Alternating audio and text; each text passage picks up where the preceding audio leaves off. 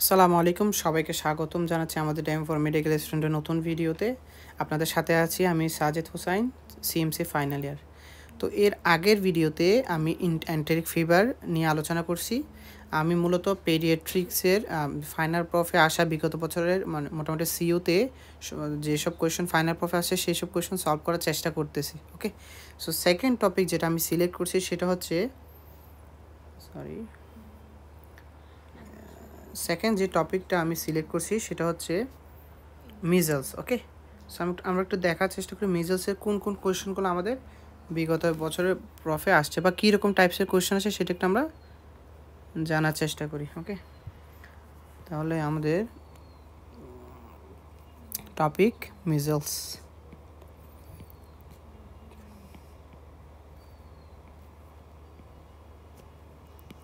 দেখেন এখানে 14 নম্বর কোয়েশনটা একটু দেখেন। A 2 years old child presented with fever and rash in her body. ওকে, তাহলে একজন ফিভার নিয়ে আসছে, র্যাশ নিয়ে আসছে ইন হার বডি। বললো কি name two important causes, mention the clinical features or clinical features complication and prevention of measles.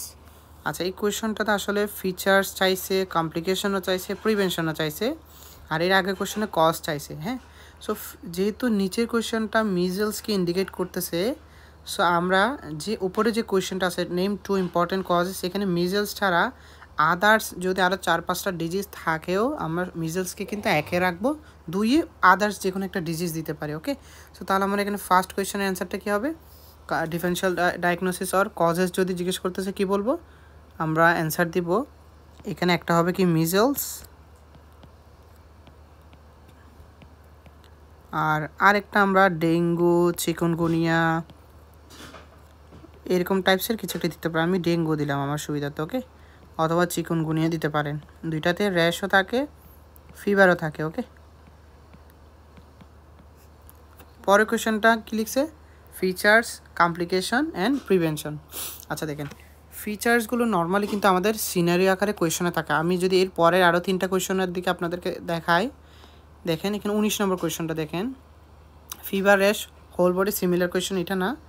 6 নম্বর কোয়েশনটা দেখেন, এই যে 6 নম্বর কোয়েশনটা দেখেন, হাই গ্রেড ফিভার আছে, রাইনোরিয়া আছে, কনজাংটিভাল কনজেশন আছে, কাফ আছে, মেকিউলোপেপুলার র্যাশ আছে। ওকে, আর ইভেন অন বাহাইন্ড ইয়ারও কিন্তু একটি আছে লাইন আছে বলতেছে। Okay, what is your probable diagnosis, outline the treatment plan, write to commonest respiratory complication. এই জায়গায় দেখেন rhinorrhoea, fever, rash, cough, conjunctival congestion, এই ফিচার্সগুলো দেখে মোটামুটি আমরা বুঝতেছি এটা একটা মিজলসের কেস। তো আমাদেরকে সিনারি আকারে দিলে ফিচার্সগুলো দিতে পারে, আর এই কোয়েশনটাতে আসলে ফিচার্সগুলোই চাইছে। যাই হোক, তাহলে আমরা একটু কষ্ট করে সিনারিওর যে ফিচার্সগুলো আমাদেরকে দিতে পারে সেগুলো একটু জানার চেষ্টা করি।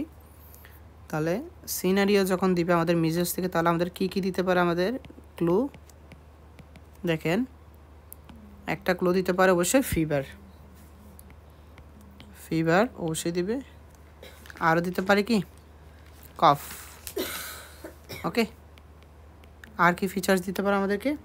রেড আইস, যেটা কনজাংটিভাল কনজেশন বা রেড আইস যেটা বলছি আর কি। হ্যাঁ, আর থাকতে পারে রানি রোজ। রানি রোজের আরেকটা সুন্দর নাম আছে, এটাকে বলা হয় করাইজা। এই নামটা আমাদের জানতে হবে, করাইজা, করাইজা। আর কি দিতে পারে আমাদেরকে ফিচার্সে? ম্যাকিউলো পেপিউলার র্যাশ দিতে পারে, ম্যাকিউলো প্যাপিউলার র্যাশ। ইম্পর্টেন্ট একটা ফিচার্স যেটা এখানে দেয়নি, কোনো কোয়েশনে হয়তো আমাদের সময় দিতে পারে, কপ্লিক্স স্পট, কপ্লিক্স স্পট। ওকে, বাক্কাল মিউকাস সাথে একটা হোয়াইট প্যাপিউল পাওয়া যায় আর কি। হ্যাঁ, কপ্লিক্স স্পট। ওকে, তাহলে আমাদের মোটামুটি এইসব ফিচার্স দিতে পারে। মিজলস থেকে যদি কোয়েশন আছে সিনিয়রতে এইসব দেওয়ার সম্ভাবনা আছে। সাথে সামটাইমস আমাদের কিন্তু কমপ্লিকেশনের ফিচার্সও দিতে পারে, যেমন ইয়ারের কোনো একটা কথা বলতে পারে। মিজলসের কিন্তু আপনার ইয়ার এবং মাউথ এই দুটার ইনভলভমেন্ট হওয়াটা খুব বেশি সহজ। ইয়ার, আই মাউথ, এগুলোতে এনি টাইপস অফ কমপ্লেন নিয়ে আসতে পারে। ওকে, সিনারিতে এগুলো থাকতে পারে। আপাতত আমার এই কোয়েশনগুলোকে যখন আমি বাজ বিচার করতেছি, আমি এখানে কি পাচ্ছি, আমি যখন 6 নম্বর কোয়েশনে কফ পাচ্ছি, conjunctival congestion that mean red eyes পাচ্ছি, রাইনোরিয়া মানে করাইজা পাচ্ছি, রানি নোস বা রাইনোরিয়া কাছাকাছি শব্দ, র্যাশ পাচ্ছি, ফিভার পাচ্ছি, আর ইয়ার একটা লাইন পাচ্ছি। সো আলটিমেটলি এটা ডায়াগনোসিস আমার কী হবে, মিজলস হবে। ওকে, আর 8 নম্বর কোয়েশনটাকে দেখেন, আমরা শুরুতে জাস্ট সিনারিগুলো দেখতেছি কী কী আছে, কফ আছে, কোল্ড আছে, করাইজা আছে, র্যাশ আছে। ওকে, ম্যাকুলোপেপুলার, তাহলে এটা ডায়াগনোসিস কি, মিজলস, এটা ডায়াগনোসিস কি, মিজলস। আর 14 তো সরাসরি শুধু ফিভার র্যাশ আছে, 19 শুধু ফিভার এবং র্যাশ আছে। যাই হোক, তো আমরা ডিডির মধ্যে একটা অবশ্যই এখানে মিজলস লিখবো, আর বাকি 3টা তো দেখতেই পাচ্ছেন। আর আরেকটা কোয়েশন সরাসরি ছিল কি, prevention and treatment of measles. So measles থেকে মোটামুটি আমরা 5টা কোয়েশন গত কয়েক বছরে আসছে, মোটামুটি 5টা কোয়েশনের কমন যেসব জিনিস সেগুলো আমরা লিখবো। তাহলে সিনারিও তো গেল 1। 2 নম্বর থেকে আমাদের মিজলস থেকে যেটা আসছে সেটা হচ্ছে কি, কমপ্লিকেশনগুলো প্রায় আসতেছে, কমপ্লিকেশনগুলো কি, এবং একবার আসছে কি, রেসপিরেটরি কমপ্লিকেশনগুলো লিখতে বললো। মিজলস থেকে আসা রেসপিরেটরি কমপ্লিকেশনগুলো লিখতে বলছে একটা কোয়েশন, আরটা বলছে জাস্ট কমপ্লিকেশন লিখো। সো কমপ্লিকেশনকে আমরা ভাগ করি রেসপিরেটরি। তো রেসপিরেটরি কমপ্লিকেশনের মধ্যে কী থাকতে পারে, একটা দেখছেন কি, ব্রঙ্কো নিউমোনিয়া থাকতে পারে। রেসপিরেটরি কমপ্লিকেশনে কী থাকতে পারে, ব্রঙ্কো নিউমোনিয়া, এটা সবার আগে বলতেই হবে must.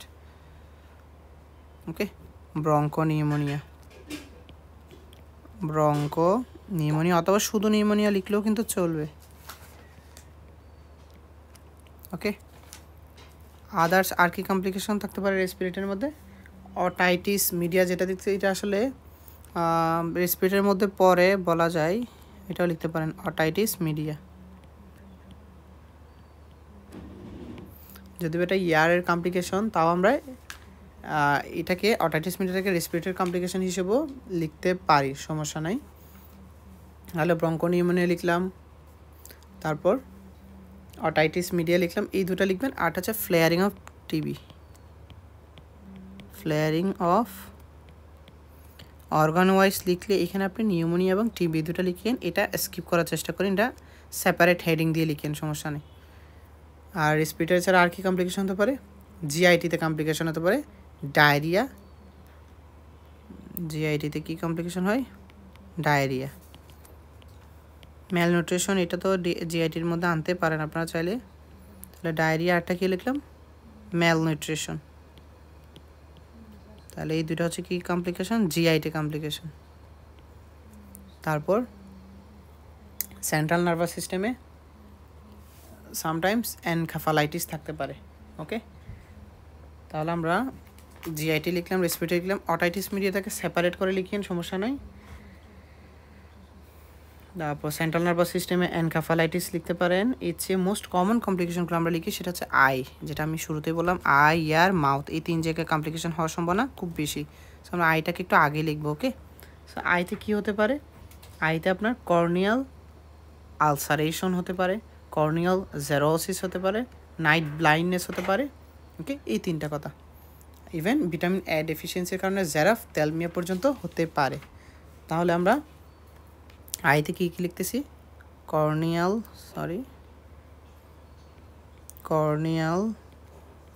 Ulceration, corneal xerosis, okay, corneal ulceration, corneal xerosis, night blindness, আর হচ্ছে জেরফথ্যালমিয়া, যেটা ভিটামিন এ ডেফিসিয়েন্সির মধ্যে পড়তেছে, জেরফথ্যালমিয়া। সেই জন্য মিজলসের চিকিৎসায় কিন্তু আপনার ভিটামিন এ ক্যাপসুল দেওয়া হয় বয়স অনুযায়ী আর কি। হ্যাঁ, 1 বছরের নিচে হলে একরকম ডোজ, আর 1 বছরের বেশি হলে অন্যরকম ডোজে দেওয়া হয়ে থাকে। আর হচ্ছে ক্যারাটাইটিস আছে। আমি আপনাদেরকে একটু করে বলি, ভাইভাতে কোনগুলো বলবেন, যেগুলো না বললেই নয়, আমাদের স্যাররা যেভাবে আমাদেরকে মেনশন করছেন সেভাবে বলছি। ভাইভাতে যদি আসে, আপনি এখানে ফ্লেয়ারিং অফ টিবি মাস্ট বলবেন, ডায়রিয়া ম্যালনিউট্রিশন মাস্ট বলবেন, ক্যারাটাইটিস মাস্ট বলবেন, কর্নিয়াল নাইট ব্লাইন্ডনেস মাস্ট বলবেন, আর ব্রঙ্কোনিউমোনিয়া সহ বলবেন। ওকে, ভাইভাতে আসলে এই কমপ্লিকেশনগুলো মাস্ট বলবেন, এই 5টা। আর মাউথে কমপ্লিকেশন কী হতে পারে? মাউথ আলসার হতে পারে, লিখতে পারে। হ্যাঁ, তাহলে মাউথে কমপ্লিকেশন আমরা কী লিখতে পারি? Mouth ulcer, mouth complication, mouth ulcer আমরা লিখতে পারি। আর নিউরোলজিক্যাল কমপ্লিকেশনের মধ্যে একটু আগে বলছিলাম এনকাফালাইটিসটা আমরা লেখা যায়। সো মোটামুটি এইটুক লিখলে আমাদের হয়ে যায়। স্টোমাটাইটিস, এটা কিন্তু মাউথে কমপ্লিকেশন, স্টোমাটাইটিস বা মাউথ আলসার, এগুলো আমরা মাউথের মধ্যে লিখতে পারি। আর সেন্ট্রাল নার্ভাস সিস্টেমে কী বলছি একটু আগে? এনকাফালাইটিসটা লিখেন, এনকাফালাইটিস।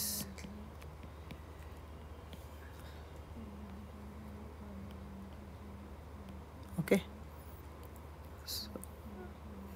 একটু স্পেলিংটা ঠিক করি, এনকাফালাইটিস, এনকাফালাইটিস। ওকে, তাহলে এই হচ্ছে মোটামুটি কমপ্লিকেশন অফ মেজলস। আর রেনাল ফেলিওরও কিন্তু লেখা যেতে পারে, চাইলে লিখবেন, সমস্যা নেই। তাহলে কমপ্লিকেশন গেল, সিনারিও গেল। এবার আসে আমরা ট্রিটমেন্ট কী করব।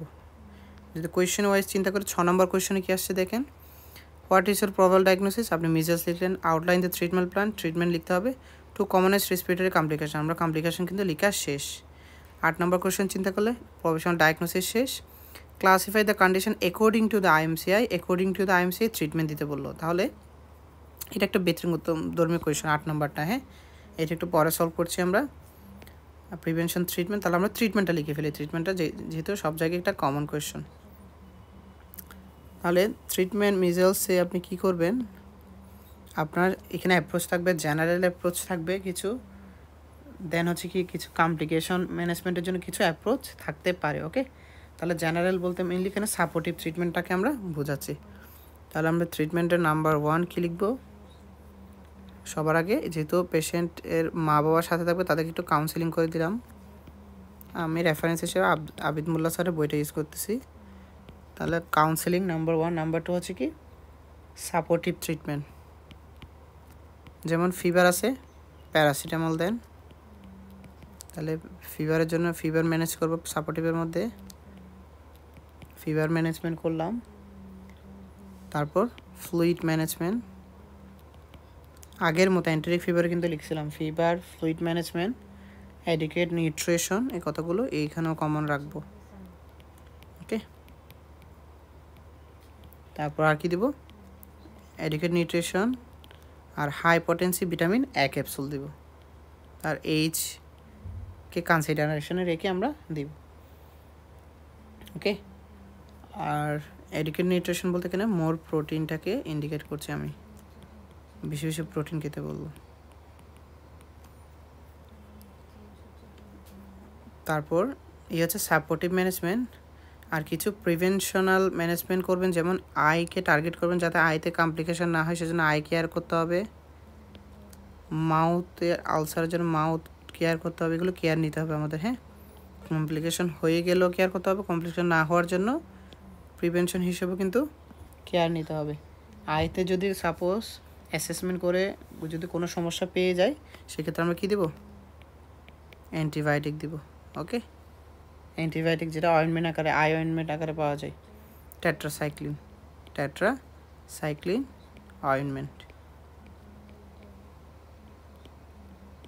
ওকে, ঈশা, আপনারা যখন কোনো একটা মিজলসের ট্রিটমেন্ট লিখবেন, যেমন আউটলাইন দ্য ট্রিটমেন্ট প্ল্যান, এখানে কিন্তু ওরা আয়ের কোনো কথা বলে নাই। 6 নম্বর কোয়েশ্চনে আয়ের কোনো কিন্তু কি দেয়নি, কথা বলে না, সেজন্য আপনারা আই কমপ্লিকেশনের কথা এখানে লিখবেন না। ওকে, আপনারা যে সেখানে ফিভার ম্যানেজমেন্ট করেন, কফ রাইনোরিয়া ম্যানেজমেন্ট করেন, আচ্ছা সরি কনজাংটিভাল কনজেশন আয়ের সিমটমস দিছে, ঠিক আছে, আপনি এখানে টেট্রাসাইক্লিন অ্যাড করতে পারেন এই কোয়েশ্চনটার জন্য।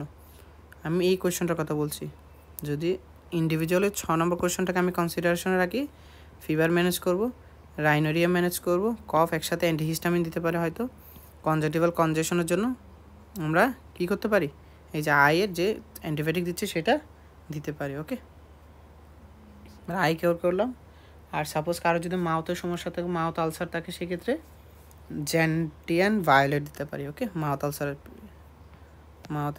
মাউথে যদি কোনো প্রবলেম হয়ে থাকে জেন্টিয়ান ভায়োলেট দিতে পারি। আর কমপ্লিকেশন মাউথ আর আই ছাড়া আদার্স কোনো কমপ্লিকেশন থাকলে সেগুলো আমরা সিমালটেনিয়াসলি ম্যানেজ করার চেষ্টা করব। যেমন নিউমোনিয়া থাকলে নিউমোনিয়া ম্যানেজ করব। আর সেকেন্ডারি প্রিভেনশনের জন্য, ইনফেকশন প্রিভেনশনের জন্য আমি কী করব, আমরা প্রোপাইলেকটিক অ্যান্টিবায়োটিক দিয়ে রাখতে পারি, অ্যান্টিবায়োটিক। ওকে, আর তার যেহেতু কফের সমস্যা আছে, কফ, সর থ্রোট, এগুলোর জন্য আমরা মানে কিছু ন্যাচারাল রেমেডিস ইউজ করতে পারি। যেমন কফ রেমেডির জন্য কি বলতে পারি, কফ রেমেডির জন্য ওয়ার্ম ওয়াটার ইউজ করতে বলবো। তারপর তুলসী পাতার রস খেতে বলতে পারি, ওয়ার্ম ওয়াটার। তুলসী লিফ জুস বলতে পারি, তুলসী লিফ জুস। ওকে, তাহলে এই হচ্ছে মোটামুটি আমার ট্রিটমেন্ট প্ল্যান। তাহলে আমি কাউন্সিলিং বললাম শুরুতে, দেন হচ্ছে সাপোর্টিভ, দেন হচ্ছে কমপ্লিকেশন ম্যানেজমেন্ট, যেমন আই, মাউথ, সেকেন্ডারি ইনফেকশনের জন্য অ্যান্টিবায়োটিক, আদার্স কোনো কমপ্লিকেশন থাকলে, নিউমোনিয়া থাকলে সেই অনুযায়ী চিকিৎসা দিতে হবে। কফ রেমেডি হিসেবে ওয়ার্ম ওয়াটার, তুলসী লিফ জুস। তাহলে আপনি যদি এই 6 নম্বর কোয়েশনকে ইন্ডিকেট করেন, তাহলে এখান থেকে যেসব পয়েন্ট এটার জন্য যায় শুধু সেগুলোই লেখার চেষ্টা করবেন। 8 নম্বরে আসি, what is your provisional diagnosis, অবশ্যই লিখবো এটা measles. Classify the condition according to the IMCI. দেখেন আইএমসি অনুযায়ী মিজলসের 3টা ক্লাসিফিকেশন আছে। একটা হচ্ছে সিভিয়ার, যেখানে অবশ্যই কোনো একটা জেনারেল ডেঞ্জার সাইন থাকতে পারে, অথবা কোনো একটা কমপ্লিকেশন থাকতে পারে, অথবা কর্নিয়াতে ক্লাউডিং থাকতে পারে। ওকে, তাহলে কর্নিয়াতে যদি ক্লাউডিং, মাউথে আলসার, অথবা জেনারেল ডেঞ্জার সাইন, এই 3টার একটা থাকলেই কফ কোল্ডের সাথে, করাইজার সাথে, দেন আপনি বলবেন এটা সিভিয়ার কমপ্লিকেটেড মিজলস। এটা হচ্ছে অ্যাকর্ডিং টু দ্য আইএমসিআই আমি বলছি। তাহলে অ্যাকর্ডিং টু দ্য আইএমসিআই কী বললাম, জেনারেল ডেঞ্জার সাইন আছে কিনা দেখবেন, জেনারেল ডেঞ্জার সাইন যে 4টা সাইন আছে আর কি, হ্যাঁ, মাউথ আর আই কমপ্লিকেশন, এগুলো যদি কিছু একটা থাকে কফ, কোল্ড, ফিভারের সাথে, দেন আপনি বলবেন সিভিয়ার কমপ্লিকেটেড মিজলস। আর যদি কি হয়, পাস থাকে আই দিয়ে, pus draining from the eye or mouth ulcer, এইগুলো কিছু একটা থাকলে দেন বলবেন আপনি কি measles with eye or mouth complication. Okay, তাহলে অ্যাকর্ডিং টু দ্য আইএমসি 3 ভাগে, একটা বলছি কি সিভিয়ার কমপ্লিকেটেড মিজলস, আরটা বলছি measles with complication, measles with complication, আর লাস্ট ওয়ান হচ্ছে অনলি মিজলস। তাহলে এইটা আমাদের পড়তেছে না, এখানেও কিন্তু আই অথবা মাউথের ইনভলভমেন্ট থাকবে। বাট আমার স্টিমটাতে একটু দেখেন কয় নম্বর কোশ্চন, 8 নম্বর কোশ্চনটা দেখেন। এখানে কিন্তু কফ আছে, কোল্ড আছে, করাইজা আছে, র্যাশ আছে, ম্যাকুলোপ্যাপুলার, হ্যাঁ, কোনো আয়ের কমপ্লিকেশন নাই, কোনো মাউথের কমপ্লিকেশন নাই, কোনো জেনারেল ডেঞ্জার সাইন নাই। সো আমার এখানে ডায়াগনোসিস হবে অনলি মিজলস। ওকে, সো এটা আমার ডায়াগনোসিস হবে, শুধু কি লিখবো আমরা measles according to the IMCI. আর শুধু মিজলসের জন্য আমরা এখানে মেইন ট্রিটমেন্ট হচ্ছে কি ভিটামিন A ক্যাপসুল, যদি আইএমসিআই অনুযায়ী চিকিৎসা দিই আর কি, হ্যাঁ, ভিটামিন A ক্যাপসুল দিব। যেহেতু তার বয়স কত মাস বললো, 10 মাস। সো আমি এখানে কত লাখ, 1 লাখ ইন্টারন্যাশনাল ইউনিট দেব, 1 লাখ ইন্টারন্যাশনাল ইউনিট। ওকে, তাহলে অ্যাকর্ডিং টু দ্য আইএমসিআই চিকিৎসাতে শুধু ভিটামিন A ক্যাপসুল কথাটা লিখলে চলবে। সাপোর্টিভ চিকিৎসা তো অবশ্যই চলবে, কফের ম্যানেজমেন্ট, ফিভারের ম্যানেজমেন্ট, এগুলো তো অবশ্যই চলবে। আর তাহলে এটা ডোজ কীভাবে দিব, first dose on admission, second dose on the following day. Okay, এই কথাটা আমরা লিখবো অবশ্যই, first dose on admission, second dose on following day, শেষ। তাহলে এই হচ্ছে মোটামুটি আমার অ্যাকর্ডিং টু দ্য আইএমসিআই এই কোয়েশ্চনটা সলভ বা এই কোয়েশ্চনটার অ্যান্সার। আমি আবারও বলতেছি, এখানে যদি কোনো জেনারেল ডেঞ্জার সাইন থাকতো কফ কোল্ডের সাথে, সেক্ষেত্রে আপনি সিভিয়ার কমপ্লিকেটেড নিয়ে যাবেন, সাথে আপনার মাউথ কমপ্লিকেশন বা আই কমপ্লিকেশন থাকুক বা না থাকুক, জেনারেল ডেঞ্জার সাইন থাকলে আপনি কোথায় নিয়ে যাবেন? সিভিয়ারে নিয়ে যাবেন। আর যদি কোনো জেনারেল ডেঞ্জার সাইন নাই, তবে আই দিয়ে কিন্তু কী হচ্ছে, পাস বেরোচ্ছে অথবা মাউথ আলসার আছে, সেক্ষেত্রে আপনি এটাকে measles with eye or mouth কমপ্লিকেশনের দিকে নিয়ে যাবেন। ওকে, তাহলে আমরা 8 নম্বর কোয়েশ্চেন সলভ করলাম। 11তে আসেন, prevention and treatment of measles. আমরা ট্রিটমেন্ট শেষ করলাম। প্রিভেনশনটা একটু বলি, আবিদ মোল্লা স্যারের বই আছে কি, ভ্যাকসিনেশন। ওকে, ভ্যাকসিনেশনটা হচ্ছে মেইনলি প্রিভেন্টরি মেজার্স। তাহলে মিজলস আমরা প্রিভেনশনের জন্য কি করব? Vaccination, prevention. আমাদের গাইড বই আছে শুধু ভ্যাকসিনেশন, তবে আবিদ মোল্লা স্যারের বইয়ে 1 নম্বরে ভ্যাকসিনেশন কথাটা থাকলো, 2 নম্বরে আরেকটা সুন্দর কথা আছে, সেটা হচ্ছে আইসোলেশন, একটা কথা লেখা আছে। ওকে, আইসোলেশন। তাহলে এই দুটো হচ্ছে মেইনলি প্রিভেন্টিভ মেজার্স। ভ্যাকসিনেশন বলতে এই যে এমআর ভ্যাকসিন অথবা এমএমআর ভ্যাকসিন যেটা আছে সেটা বোঝাচ্ছে। আর আইসোলেশন হচ্ছে 4 days after appearance of rash as they are infectious to the healthy contacts. Okay, তাহলে from 4 days before to 4 days after appearance of rash. তাহলে এই হচ্ছে মোটামুটি আইসোলেশন। শুধু আইসোলেশন লিখলেও চলবে। এখানে 4 days একটা থিওরি অ্যাপ্লাই করা হয় তাকে, যে দিন থেকে র্যাশ অ্যাপিয়ার করছে, ওকে, সেই দিনের পরে আরও 4 দিন পর্যন্ত পেশেন্টকে কী করতে হবে? আইসোলেট রাখতে হবে। Okay, from 4 days before to 4 days after appearance of rash. Okay, তাহলে এই গেল প্রিভেন্টিভ মেজার্স। আর এইখানে কোয়েশনে এই যে 19 নম্বর কোয়েশন একটু দেখেন, ডিফারেন্সিয়াল ডায়াগনোসিস 3টা কী লিখবেন? একটা লিখবেন চিকনগুনিয়া, একটা মিজলস, আর একটা ডেঙ্গু লিখতে পারেন। What are the complication of measles? 5টা কমপ্লিকেশন লিখতে বললো। তাহলে আমরা respiratory complication, bronchopneumonia, flaring of TB 2টা লিখলাম, জিআইটি থেকে 2টা লিখলাম, আই থেকে 1-2টা লিখলে 5টা হয়ে যাবে আমাদের। হ্যাঁ, পরের question, how will you treat a child in febrile phase of dengue syndrome? আমরা ডেঙ্গু সিনড্রোমটা আপাতত অ্যাভয়েড করছি, আমরা এটা ডেঙ্গুর টপিকটাতে ইনশাল্লাহ আলোচনা করার চেষ্টা করব। তাহলে মোটামুটি বলা যায় আমরা শেষ করলাম। মিজলস থেকে আসা বিগত বছরে 5টা কোয়েশন সলভ করলাম। এটুকু পড়লে ইনশাল্লাহ আমাদের মিজলস টপিকটা শেষ। তাহলে নেক্সট ইনফেকশাস ডিজিজ আমাদের জানতে হবে টিউবারকিউলোসিস আর হচ্ছে ডেঙ্গু। আর এই দুটো টপিক জানলে মোটামুটি বলা যায় আমাদের পেডিয়াট্রিক্স ইনফেকশাস ডিজিজ পোর্শনটা শেষ। ওকে, সো সবাই ভালো থাকবেন, সুস্থ থাকবেন, আল্লাহ হাফিজ।